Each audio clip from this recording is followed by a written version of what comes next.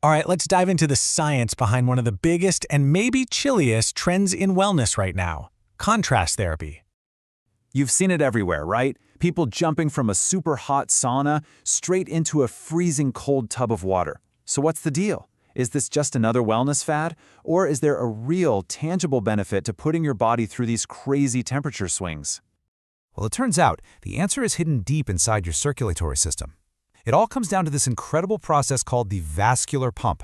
And that, my friends, is the key to getting benefits that you just can't get from heat or cold alone. So, here's what we're going to cover. We'll start with how this is basically a workout for your veins. Then, we'll get into the specifics of the vascular pump effect. We'll look at the awesome benefits, like faster recovery and a stronger heart, map out the perfect way for you to do it, and, of course, finish up with how to do it all safely. Okay, so let's get right into it. What is actually happening inside your body when you expose it to these extreme temperatures? When you're in the heat of a sauna, your blood vessels expand. That's called vasodilation, a fancy term for them opening up wide. Blood rushes to your skin to try and cool you down. But the moment you plunge into that cold water, bam, the exact opposite happens. Your vessels clamp down, that's vasoconstriction, pulling all that blood away from your skin and back to your core to protect your vital organs. And here is where the real magic happens. It's not really about just the heat or just the cold. It's about that rapid switch between the two. That quick change from open to closed, from hot to cold, creates what scientists call the vascular pump effect. You can literally think of it as a workout for your entire circulatory system. It's actively pumping blood and lymphatic fluid all through your body, which is fantastic for flushing out all the gunk and metabolic waste, and, at the same time, delivering fresh, oxygenated blood right to your tissues. And hey, don't just take my word for it. This isn't just some theory. A huge meta-analysis in the journal PLOS One totally backs this up. They found major improvements in recovery markers that you just don't see when you use only heat or only cold. So, the big takeaway here? The combination is way more powerful than either one on its own.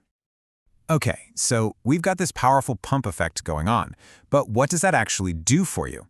Let's check out the real measurable benefits.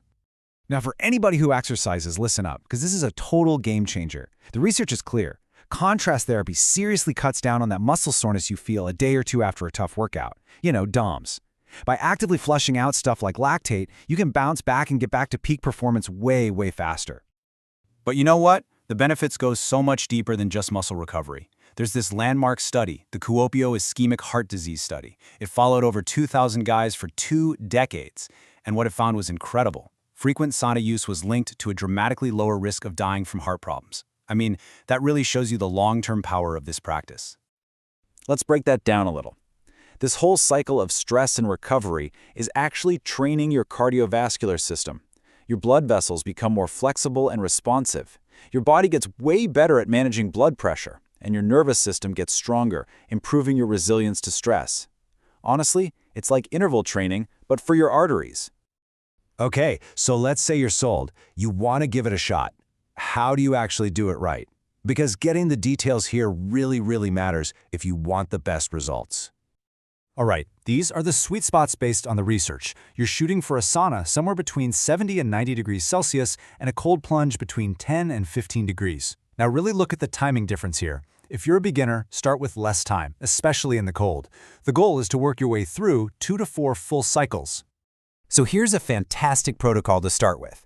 Kick it off with about 12 minutes in the sauna.